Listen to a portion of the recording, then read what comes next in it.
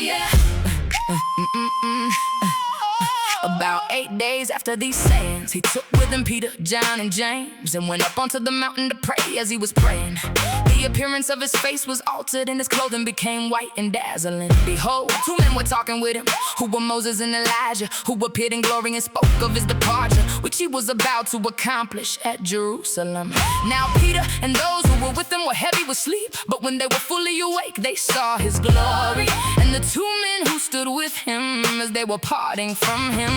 Peter said to Jesus, "Master, it is good for us to be here. Let's make 3 tents. One for you, one for Moses, and one for Elijah." Not knowing what he said, while he said these things, a cloud came and overshadowed them, and they were afraid as they entered into the cloud. A voice came out of the cloud saying, "This is my beloved Son. Listen to him." When the voice came, Jesus was found alone. They were silent and told no one in those days any of the things which they had seen. "This is my beloved Son, listen to him.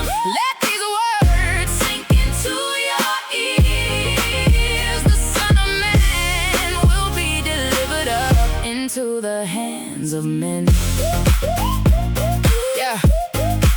Hands of men. Yeah, yeah. On the next day, when they had come down from the mountain, a great multitude met him. Behold, a man from the crowd called out, saying, "Teacher, I beg you to look at my son, for he is my only born child. Behold, the spirit takes him, he suddenly cries out, and it convulses him so that he foams, and it hardly departs from him, bruising him severely. I begged your disciples to cast it out, and they couldn't." Jesus answered, "Faithless and perverse generation, how long shall I be with you and bear with you? Bring your son here." While he was still coming, the demon threw him down and convulsed him violently. But Jesus rebuked the unclean spirit, healed the boy, and gave him back to his father. They were all astonished at the majesty of God. But while all were marveling at all the things which Jesus did, he said to his disciples, "Let these words sink into your ears. For the Son of Man will be delivered up into the hands of men." But they didn't understand this saying. An argument arose among them about which of them was the greatest. Jesus, perceiving the reasoning of their hearts, took a little child and set him by his side, and said to them, "Whoever receives this little child in my name receives me. Whoever receives me receives him who sent me. For whoever is least among you all, this one will be great." John answered, "Master, we saw someone casting out demons in your name, and we forbade him because he doesn't follow with us." Jesus said to him, "Don't forbid him, for he who is not against us is for us."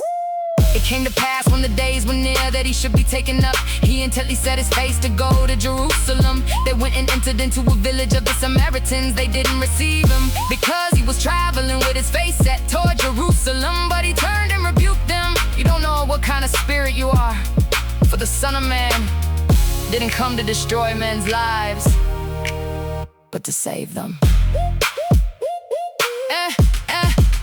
As they went on the way, a certain man said to him, "I want to follow you wherever you go, Lord." Jesus said to him, "The foxes have holes and the birds of the sky have nests, but the Son of Man has no place to lay his head." He said to another, "Follow me." But he said, "Lord, allow me first to go and bury my father." But Jesus said to him, "Leave the dead to bury their own dead, but you go and announce God's kingdom." Another also said, "I want to follow you, Lord, but first allow me to say goodbye to those who are at my house." But Jesus said to him, "No one having put his hand to the plow and looking back is fit for God's kingdom." This is my beloved Son, listen to him.